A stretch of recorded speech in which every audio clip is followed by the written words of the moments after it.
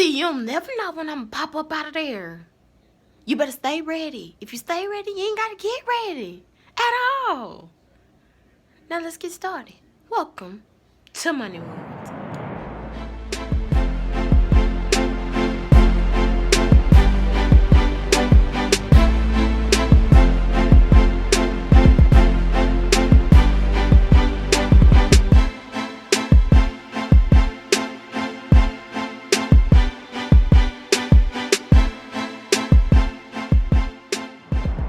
What's up, you guys? My name is Crystal, and this will be my first YouTube video. I figured for my first video that you guys should get to know me, get to know what type of person I am, kind of fill out my personality before you come back, because I know you're coming back to watch the rest of this greatness.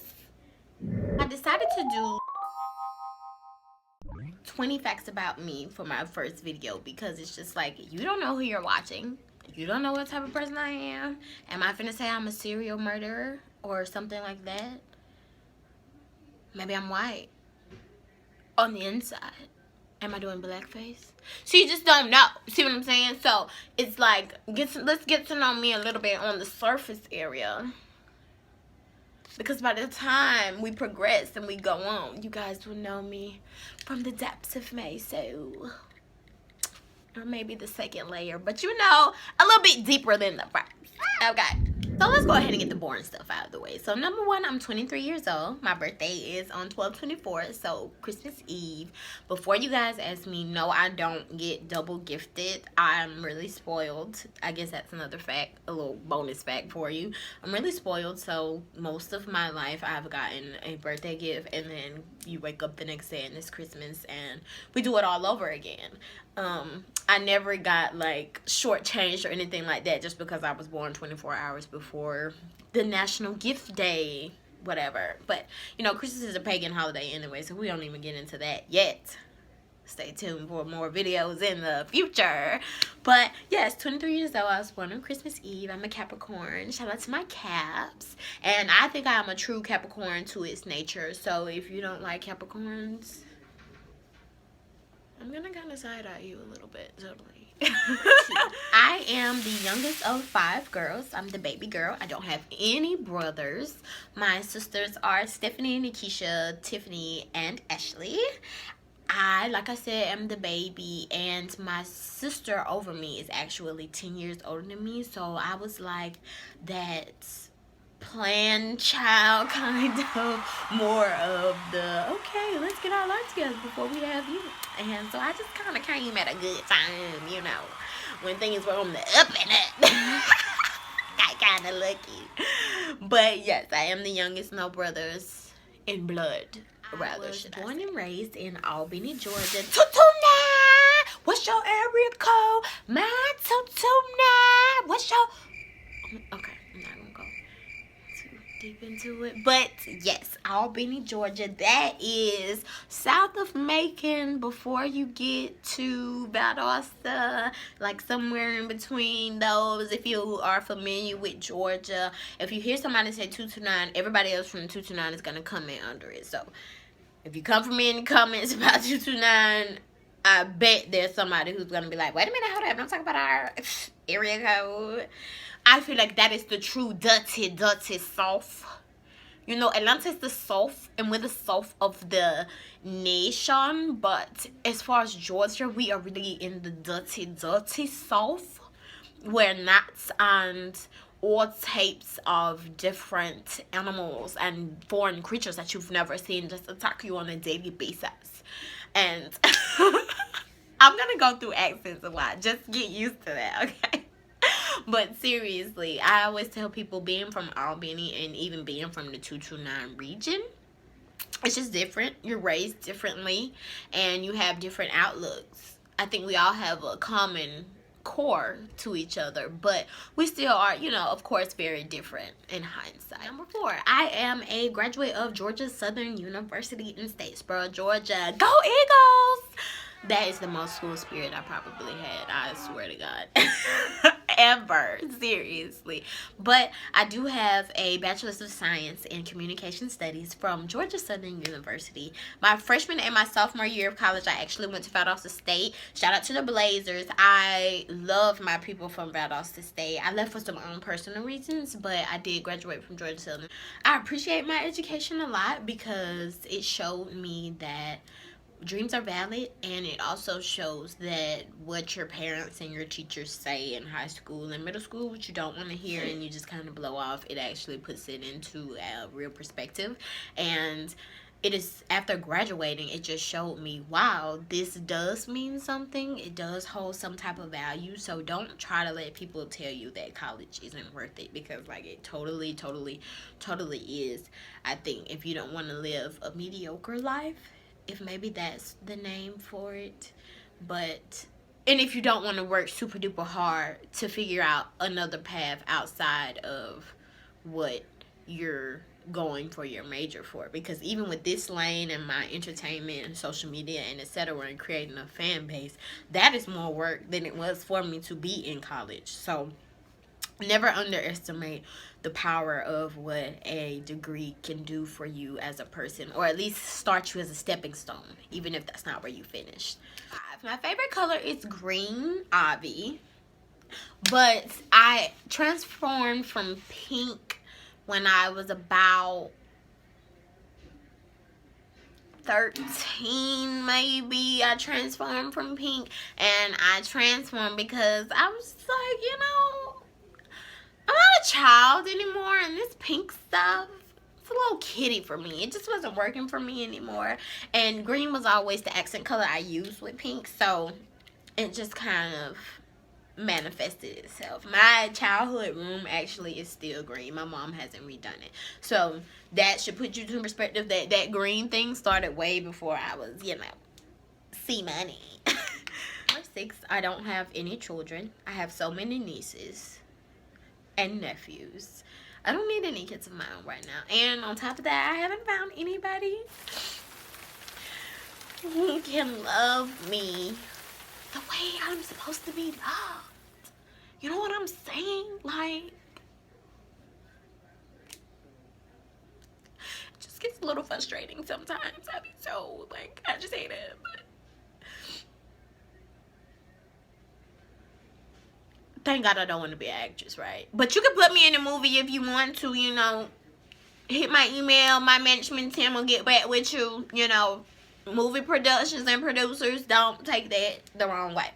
But yes, I don't have any kids, and I do want a daughter.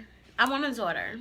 I've never been really fond of having a little boy because I'm not really used to them, but I am used to having little girls or my nieces around me, so I would love to have a little Zoa baby, a little Mulah baby. Shout out to women. I sleep with the same pillow that I've slept with since I was 2 years old. And I know before you guys say that sounds disgusting, it sounds weird. It's like, what? Kind of like a blankie with a child, but it was one of those, it's one of these long pillows. If I would have thought about it, I would have brought it into the video, but hey, it has had my back since I was 2. So for 21 years, this pillow has had my back. So I'm not turning my back on it. But it's my pinky, my pink pillow. If you're really close to me, you already know everything about Pinky. I can barely sleep without it. I didn't start getting through a night's sleep without my pillow until I was honestly about 18 years old. And I know that sounds sad, but even in hotels and etc., I just have to take my pillow. If I forget my pillow, that is just, oh God, that gives me anxiety not having my pillow. As a matter of fact, we went on a family trip when I was younger, and I actually left my pillow in Savannah, and halfway home I realized I didn't have it, and my family actually turned around to go get the pillow because I was absolutely so hysterical at the fact that I had left my pillow. So that should put into perspective. Ooh, get it together. Perspective. How important this pillow is. So don't talk about my pillow. Don't talk about me because I have my pillow obsession. I got 8. I have 8 tattoos. And let me just go ahead and say most of my tattoos, and I know this is really bad, are tattoos that I got off of impulse, dealing with something or a situation that I was going through emotionally as a person at that time in my life. And I never realized how bad it was until, like, they just kept growing and situation after situation kept happening. And I'm just like, you know what, I need to get a tattoo. I need to get a tattoo so I can remember this. I need to get a tattoo, you know, whatever. So I actually had a revelation. My last tattoo and my favorite tattoo is actually my money sign. And I think it's the one I hold the dearest to my heart because it was the first tattoo that I ever got that I actually got for myself. That I got not based off of my emotions or a situation that I was going through or something, but it was honestly something that I got for myself. It was something I wanted to do for myself, and it was something that, it was like a transitional phase for me. It let me know that I was now entering into a new energy of life, a new phase of life, to where I was more focused on who I was as a person and what I wanted to be. And it almost was the first stepping stone to my self-discovery. So I think that's why I actually show it off so much, why it's so big, why I'm not really ashamed of it. I go to job interviews showing it and etc. because it is such a big part of me, mentally, emotionally, and even spiritually, that it's my fave. It's just my fave, and it's the one that you'll see the most. And I have created a whole nother life, brands, and persona off of this tattoo and different things in my life. So it will always be of great significance to me, period. My favorite tattoo, Avi, and I'm going to get more money signs tatted on me because that is the symbolization. Maybe that's the word. I don't know if I'm saying it right, but that is just a constant reminder to me that I'm on a new journey of life. And I don't think anything can get any better than that, honestly. Like, seriously. Number 9. I speak Spanish. Como te llamo? I'm just playing. But papas fritas. Okay, that is my favorite food. And if you don't know what papas fritas means, that means french fries. I love fries. I'm really bad on fries. If you have bad fries, I'm going to let everybody in my inner circle and people who don't even care know that I don't like your fries. Like, because I feel like fries are such a delicacy. I can't wait to travel overseas and go to London and get some like real fries with the mayo. Oh God, just thinking about it gives me like, I don't know, it just makes me pumped up to think about fries. And that may be the inner fat girl in me coming out, but God, I love fries. I think some of my favorite, I can't even tell you what my favorite fries are actually right now that I think about it, because it depends on what type of mood I'm in. And each fry has like a certain little special something about it. So I can't give you that information right now. Number 10, my favorite restaurant in the whole entire world is Chick-fil-A.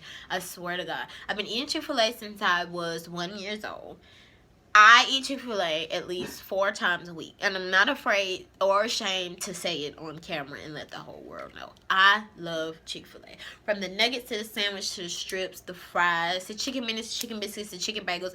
Oh my God, almost everything. I eat almost everything there. Literally. Even the salads and stuff like that. I don't get it that much. Really not that often. Really almost never. But I certainly have tried everything there, and I most likely will eat it if you buy it for me. Even the chicken soup. You guys, Chick-fil-A, I really want to buy into the franchise eventually in my life, but that is honestly my favorite restaurant. Probably. When I don't know what I want to eat, I just go to Chick-fil-A because I'm just like, well, I know I'm going to be satisfied and I'm going to be happy after it's over. I love Chick-fil-A. If you don't like Chick-fil-A, I don't really understand either. I think something is wrong with your taste buds if you don't like it. And if you've never had Chick-fil-A, that really saddens me because you're missing such a wonderful portion and piece of life out there. And I pray and I hope that you get to experience that delicacy. No, that's Chick-fil-A. Number 11, I'm a transitioning introvert. Extrovert. Introvert? Extrovert. I'm a transitioning extrovert. Yeah, that's it. I used to be really out there and open, and now I've just kind of sucked all of everything in. I used to be one of those people who I was like an open book. Now you can barely find my book in the library. Honestly, I don't really like talking about myself or talking about my feelings. Maybe that's a better thing. I just can't do it anymore. So I've kind of transitioned from one dynamic to the other on the pendulum, and I couldn't find anywhere in between at all. But I love the transition, actually. I wish I would have been like this way long time ago. And that may be something that just sounds crazy and weird, but honestly, it's 12, and it really should have been #1. But I can't stress this enough. I hate gum. I think I need to go get checked because I have an internal mental thing about gum. I can't stand seeing people chew gum. I can't stand the sound of smacking. I hate the way that gum looks. It feels. I wish that the creator of gum was never born or existed. I think there is something very unsanitary and disgusting about chewing the same piece of material in your mouth for long durations of time, and it contacting all of the bacteria that is in your mouth, and you're constantly wishing it around, swallowing it, putting it on your teeth. Oh my god, it's just disgusting. I hate gum. I can't stand people who smack. I don't like watching people eat, so gum looks like you're eating all the time. See, I'm getting kind of agitated just thinking about it. I hate gum. And see, my best friend loves gum, and so that was something that I really, and I'm still really working on it, but I just can't stand gum. Oh god, it's just giving me anxiety thinking about it. Don't chew gum around me. Don't bring gum around me. If I was a teacher and I had a classroom, there would be no gum in my classroom. I can't stress it enough how much I hate gum. I hate gum. I hate gum. Okay, number 13, my favorite male singer is Chris Brown. If you know me, and even if you halfway know me, you should already know that I am in love with that man. If you see this video and you want to date, totally DM me, message me. I'll fly out. You don't even gotta send me the money. We can totally date. I love him so much. I've been in love with him since I was 12 years old. His music, his persona, his face, the way he dances, it's just absolutely everything about him just makes me want to be around him and his energy and etc. Oh my god, I love Chris Brown.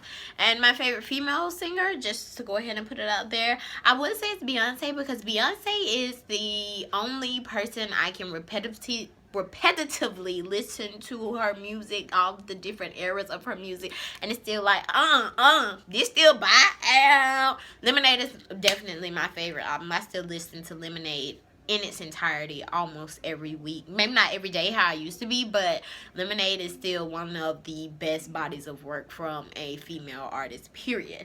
And I guess since I'm on them, I might as well get on my rappers. I don't have a favorite male rapper. I dib and dab into a lot of stuff. It depends on what type of mood I'm in. But my favorite female rapper would definitely and undeniably be Nicki Minaj. Nobody's touching her lyrically. She's an artist, actually. She was actually the first woman who ever publicly showed me, I feel like, that you could be a boss and that you don't have to take the slack and the mediocre or the mediocrity of what some people are trying to give you.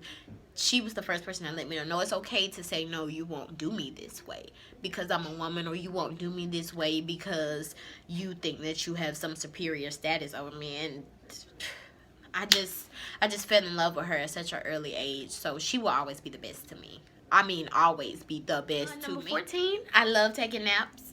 I will get me a good nap in. And I'm such a napper that I will take like a 17-minute nap. If I can figure out a way to add a nap into my schedule that is at least like decent, I'm going to take it. Most of the time, if I'm not responding to my friends, they already know, oh, she's asleep. I just love taking a nap. But honestly, I'm entering this phase into my life where I'm just like, I want to be so busy, I don't have time to nap. Well, I don't even have time to sleep. How celebrities stay up sometimes 48 hours before they get a nap in, or they can only get a nap in on the plane or the jet and stuff like that. I'm trying to be booked and busy. That's what I'm trying to be.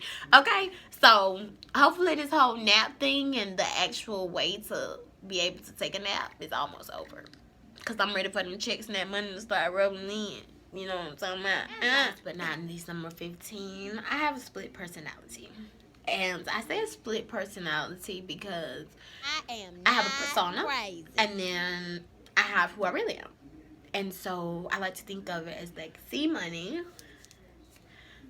Crystal. That's how I see it. One is all Poppington, flashy, you know, and this one is more plain Jane, nothing really going on. And not saying that my regular personality, I don't really have anything going on, but it may not be as feisty or as liberal and as nonchalant and caring as Crystal or C-Money is.